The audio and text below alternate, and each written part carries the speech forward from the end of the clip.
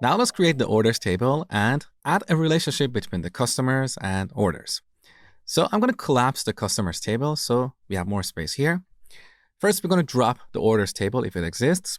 So drop table if exists orders. And then we create the orders table with these columns. First, we need the order ID. This is going to be an integer and it's going to be the primary key for this table. Next, we have the customer ID. This is also going to be an integer and it's not going to be nullable. So here I apply the not null attribute. Now let's clean up this code by aligning these attributes. That's better.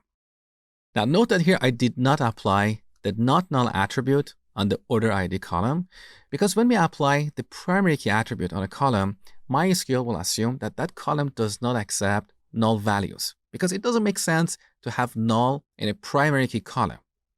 Now, to define a relationship between these two tables, after we list all our columns, we type foreign key. So we want to apply a foreign key constraint on the customer ID column. First, we need to give our foreign key a name. Here's a convention that a lot of people use. FK, underline. Here we add the name of our child or foreign key table, that is orders.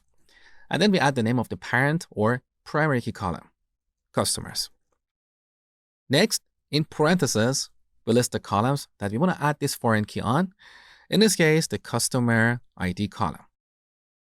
Now here we need to tell MySQL that this column references the customer ID column in the customers table.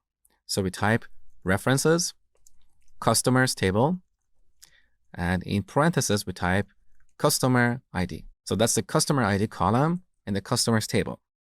Next, we need to specify the update and delete behavior. Should we cascade them or reject them? What should we do? So we type on update. Here we can type cascade or set null or no action. These are the options that you saw earlier in the foreign key panel.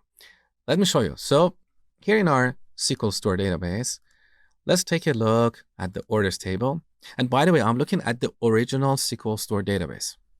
So I open this table. Down the bottom, we have a bunch of tabs. Open the foreign keys tab. And here you can see all the foreign keys, the columns they're applied on, and the update and delete behavior. So back to our query window. If the ID of a customer changes, I want to cascade the update so the corresponding customer records in the orders table get updated automatically. So here we type cascade. What about deletion? On delete. I don't want to cascade the deletes because I don't want to accidentally lose our orders. So here I'm going to use no action, and this will prevent or reject the deletion.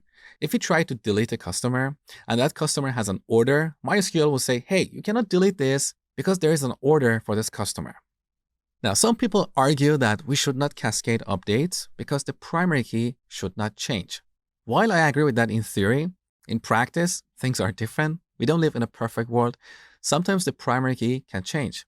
This can be someone's accident. It can be a bug in our application. It can happen for a number of reasons. So I personally prefer to cascade my updates. But if you disagree with this, that's totally fine. Now, let's terminate this statement with a semicolon and execute our script. All right, beautiful. Let's refresh the Navigator panel and look at our SQL Store 2 database. Here's the orders table that we created. Beautiful. Now, if you re-execute this script, we're going to get an error on line 3. MySQL will not be able to drop the customers table because now it's part of a relationship.